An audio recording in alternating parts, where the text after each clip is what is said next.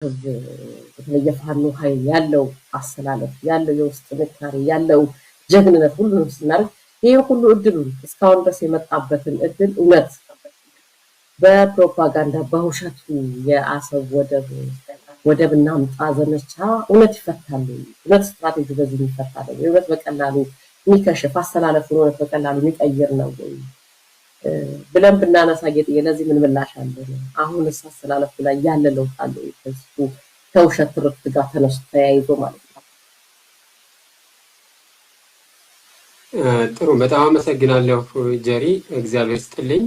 አፈወርቅ ልዩ፣ እንዲሁም ተመልካቾቻችን በያላችሁበት እንደምን አላችሁ? አንድ መረጃ አስቀድሜ ልጀምር ወደ ጥያቄሽ ከመሄደ በፊት ጀሪ።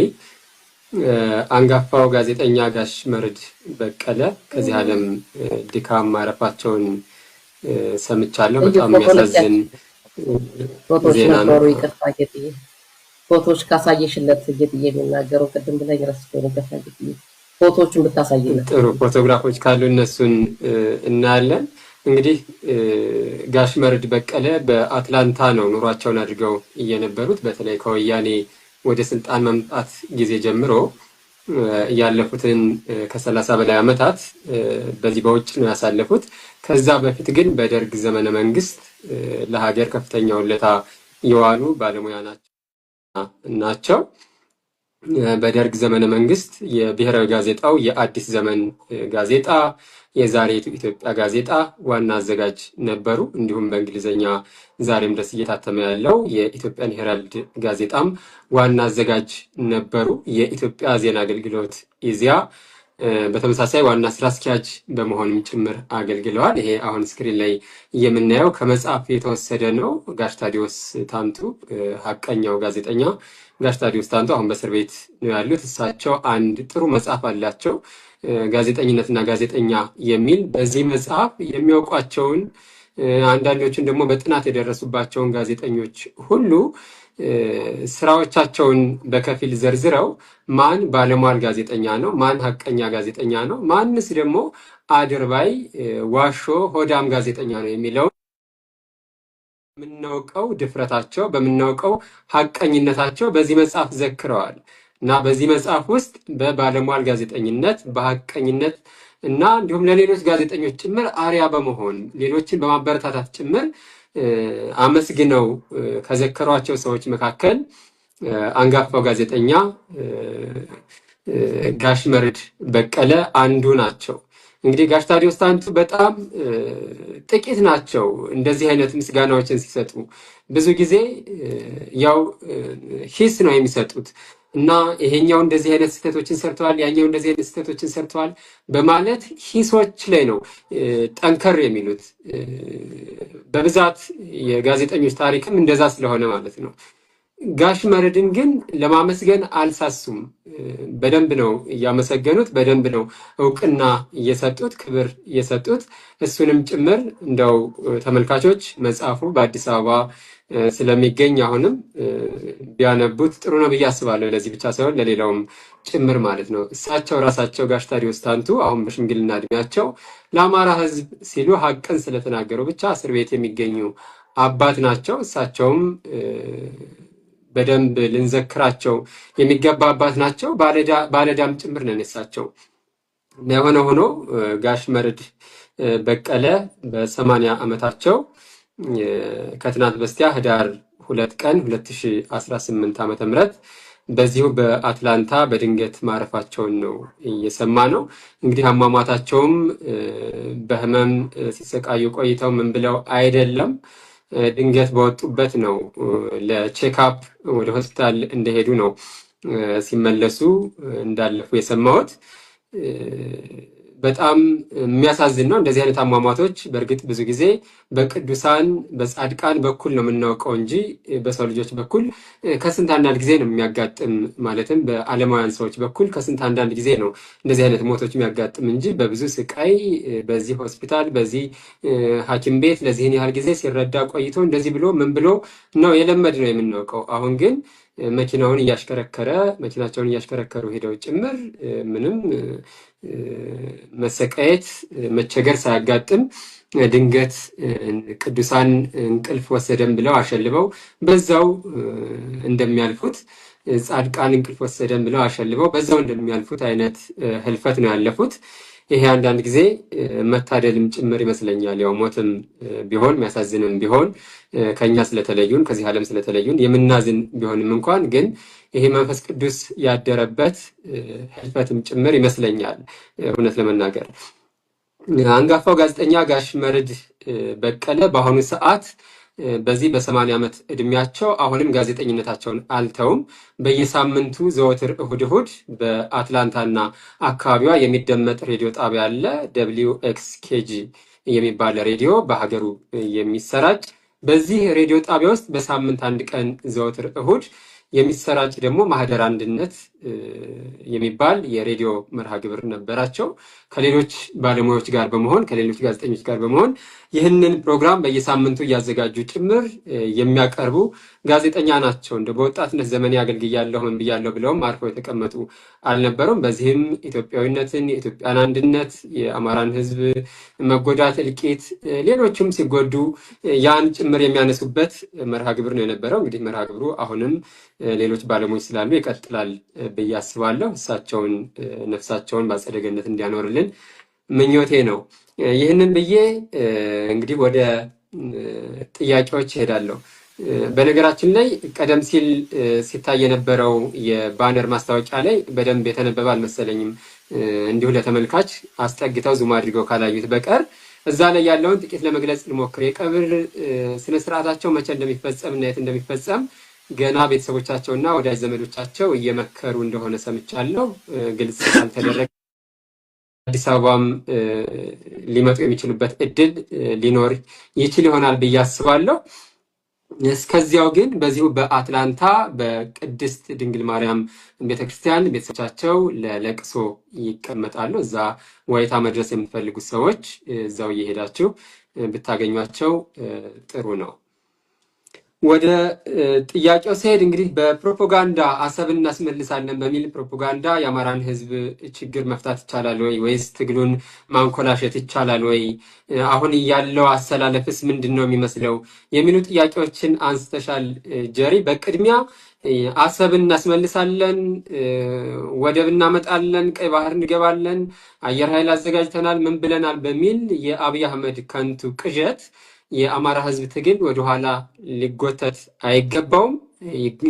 ይጎተታል ብዬም አላስብም። ደግሞ መፍትሄም በጭራሽ የሚሆን አይደለም። ዕዳ ነው ሊሆን የሚችለው እንጂ ምንም አይነት ምንዳ የለው። በዚህ በኩል የሚያሳካው ስላልሆነ ማለት ነው፣ ውሸት ስለሆነ ማለት ነው፣ ከቅን ዓላማም የመነጨ ስላልሆነ ማለት ነው። በዛ ላይ የአማራ ህዝብ በአሁኑ ሰዓት የወደብ ጉዳይ በጣም ቅንጦቱ ነው፣ የቅንጦት ጉዳይ ነው። ምንድነው ትለብሰው የሌላት ትከናነበው አማራት እንደሚባለው ነው እንጂ የአማራ ህዝብ አሁን በህይወት መኖር ነው የሚፈልገው። የአማራ ህዝብ አሁን ውሎ መግባት ነው የሚፈልገው። የአማራ ህዝብ አሁን እንደ ሌሎች ኢትዮጵያውያን በጋራ ሀገሩ እኩል ሰርቶ መብላት መኖር ነው የሚፈልገው። ሌሎቹ ጉዳዮች ቅንጦት ናቸው። ከዛ በኋላ ያለው ነገር ቅንጦት ነው። በቅድሚያ መተንፈስ መኖር ነው የሚፈልገው። ስለዚህ ይሄ ለአማራ ህዝብ አላስፈላጊ አጀንዳ ነው። ስለዚህ ይህንን አላስፈላጊ አጀንዳ አገዛዙ በፈለገ ሰዓት እያመጣ ማንም ላይ ለመጫን ቢሞክርም የአማራ ህዝብ መቀበል የለበትም። የአማራ ፋኖ በተመሳሳይ መቀበል የለበትም። ሌላው ኢትዮጵያዊ ታጋይ በጠቅላላ ይህንን መቀበል የለበትም ብዬ አስባለሁ። ደግሞ እንደዚህ አይነት ፕሮፓጋንዳዎች በኃይልም በግድም በመጡ ቁጥር ይጫኑታል ወይ ትግሉን ብለን ስናስብ እሱም አይመስለኝም። አሁን በደንብ የነቃ ትውልድ ነው ያለው። በደንብ የሚያስተውል ነገሮችን ባንክሮ የሚያስተውል ትውልድ ነው ያለው እና በቀላሉ ይሸወዳል የሚል ግምትም ጭምር የለኝም። ስለዚህ በቀጥታ ይህንን ካልክ ወደ አሰላለፉ ልሂድ። አሰላለፉን ስናይ እንግዲህ በጦርነት ውስጥ ሊኖር የሚችለውን የውጭ አሰላለፍ ባለፈው ጊዜም በስፋት አይተናል። ዛሬ ብዙም አልሄድበትም። ይሄ የአረቦቹ እንቅስቃሴ ምን ሊሆን ይችላል? በአፍሪካ ቀንድ ያሉ ሀገራት እንቅስቃሴ ምን ሊሆን ይችላል? የኢትዮጵያስ ሌሎችስ ከዓለም ጎራ ያሉ ሀያላንስ ፍላጎት ምን ሊሆን ይችላል? ከማን ጎን ማን ይሰለፋል? የሚለውን ባለፈው ጊዜም በጥቂቱ አይተናል፣ ወደፊትም እንመጣበታለን። ለዛሬ ግን ብናየው ደስ የሚለኝ ጀሪ ካሰላለፍ አኳያ በአማራ ፋኖ አደረጃጀት ውስጥ ምን አይነት አሰላለፍ ሊፈጥር ይችላል የሚለውን ነው። በጣም ጠቃሚ የሆነውም ይሄ ይመስለኛል። በተለይ ከኛ ወቅታዊ ሁኔታ አኳያ ጦርነቱ የሚጀመር ከሆነ የማይቀር ከሆነ የሚፈነዳ ከሆነ የአማራ ፋኖ አሁን 2 ትልልቅ አደረጃጀቶች አሉት። ይሄን አደረጃጀት ባለበት ይዞ መቀጠል ይቻላል ወይ ጦርነቱ እያለ ወይስ ሊፈርሱ ይችላሉ ወይ? ማን ከማን ይሰለፋል የሚለውን ጉዳይ በደንብ ብናይ ጥሩ ይመስለኛል። በቅድሚያ ጦርነቱ የሚጀመር ከሆነ የአማራ ፋኖ አሰላለፍ ልክ 2ቱ ድርጅቶች ከመመስረታቸው በፊት ወደ ነበረበት አይነት አሰላለፍ የሚመጣ ይመስለኛል። ካሁኑም አንዳንድ አሰላለፎችን ስናይ አንዳንዱ በተለይ በወልቃይት በኩል የተቃጣውን ስጋት ከግምት ውስጥ በማስገባት በዛ አካባቢ የመሰባሰብ ነገሮች ይታያሉ። ሌላው ይቆየን ለጊዜው፣ አሁን ማተኮር ያለብን እዚህ ላይ ነው፣ ሌላው ቀስ ብለን የምንደርስበት ጉዳይ ነው በሚል ወደ ተከዜዘብ የማማተር አይነት እንቅስቃሴዎች አያለው። ወደነ ኮሎኔል ደመቀ ዘውዱ የማማተር አይነት እንቅስቃሴዎች አያለው። ይሄ በሌላ በኩል 2ቱን አደረጃጀቶች በተወሰነ መልኩ የሚያፈርስ ነው የሚሆነው፣ በተወሰነ መልኩ የሚነጥላቸው ነው የሚሆነው። ከፊል አደረጃጀቶች ከነሱ እየወጡ ሌላ ቅርጽና ቁመና እንዲይዙ ሊያደርግ የሚችል ጉዳይ ነው የሚሆነው። አንዳንዶቹ ደግሞ በተመሳሳይ ለወያኔ ያላቸውን ታማኝነት ጭምር ለማሳየት በጣም የሚሽቀዳደሙ ናቸው። እኛንን እኮ የበለጠ ታማኞች፣ እነከሌማ ይችን መስመር እስኪያልፉ ነው እንጂ ይችን አቀበት እስኪያልፉ ነው እንጂ ከዛ በኋላ ፍላጎታቸው እንደዚህ ነው፣ እኛንን የእናንተ ዘላቂ ታማኞች በሚል ታማኝነታቸውን ጭምር ለወያኔ ለማሳየት በጣም የሚጥሩ ጥቂት አደረጃጀቶችም እንዳሉ እያየን ነው። ሌሎች ከፊሉ በዛኛው በኩል ቅድሚያ የሚሰጠው ለዚህኛው ነው ሲል፣ ከፊሉ ደግሞ አይ የኃይል ሚዛን እያመቻቸ ከነዛ ጋር ልሰለፍ ከነዚህ ጋር ልሰለፍ እያለ ኃይል ወደ በዛበት ሚዛን ወደ አጋደለበት እየዋለለ ባለበት አጋጣሚ የተወሰኑ አደረጃጀቶች ደግሞ እየሟሙ የሄዱ አሉ።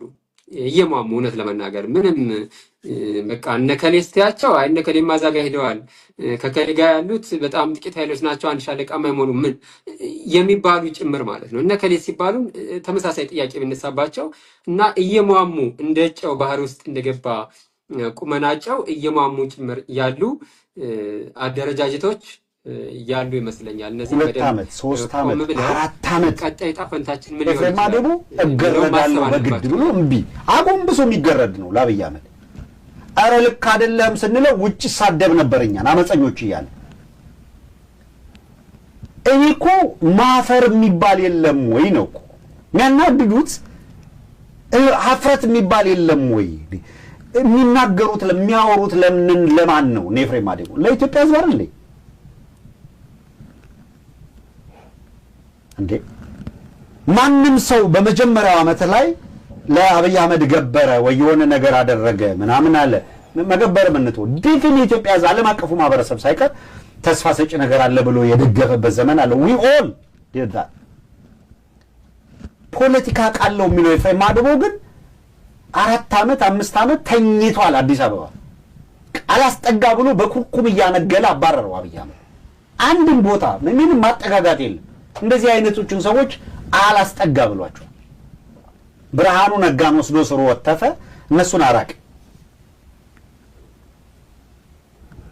ይሄ የፖለቲካ ጥላቻ ያሰከረው ሰው እንደዚህ መሆኑን እንደው በይፋ እንኳን ወጣ ነው የምለው። ምን አለ ኤፍሬም ማዴቦ? የኢትዮጵያ ፖለቲካ ለዘመናት አለ በሰሜኖቹ ሲመራ ነው። ቅድም እንዳልኳችሁ ነው።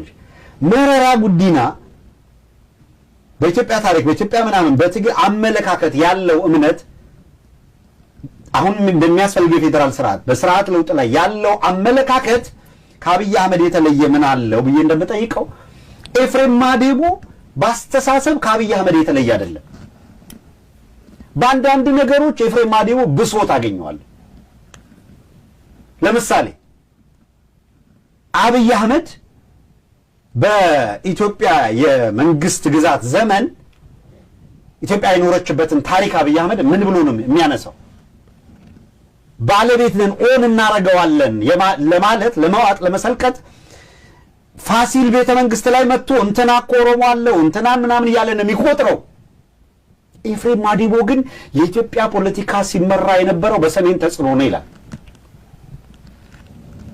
ይሄ ማለት ኤፍሬም ማዲቦ በአብይ ቦታ ቢሆን ከአብይ የባሰ ለአማራ ህዝብ ጠንቅ ነው ኤፍሬም ማዲቦ።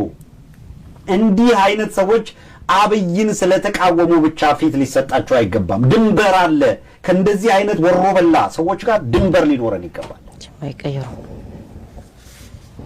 በጣም በሚደንቅ ሁኔታ የሰውዬ ምን የሚል ነገር ተናግሯል። አሁን እኮ ነው ከትላንት በስቲያ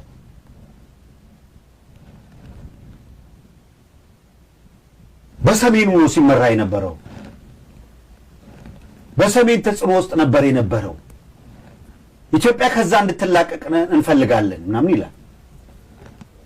አሁን ከእንደዚህ አይነት የፖለቲካ ደናቁርት ጋር የጋራ ሀገር መጋራት አይከብድም?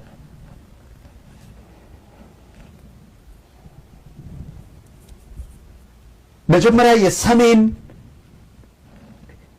እኔ እኮ በጣም ነው የሚገርመኝ የኢትዮጵያ የመንግስት ስርዓት ሃይማኖትም ስልጣኔም በሰሜን በኩል ነበረ። ሰሜን ይላል የሰሜኑ ኃይብላውና በጣም ነው የሚያሳዝነው በእውነት ከእንደዚህ አይነት ትላንት የሰሩት በደል ሳያንስ እንደገና አሁን ነው በህዝብ ላይ በደል የሚሰሩት እነዚህ ሰዎች። ምንድን ነው ያደርገው ይሄ ሰውዬ እንዴ? ምንድን ያደረገው የሰሜን ህዝብ? አሁን የአክሱም ስልጣኔ ማን ነበረበት? ዛሬ ደቡብ ያለው ጉራጌ እኮ ነበረ። እዛው ጉራ ከሚባል ማህበረሰብ የወጣ ነው።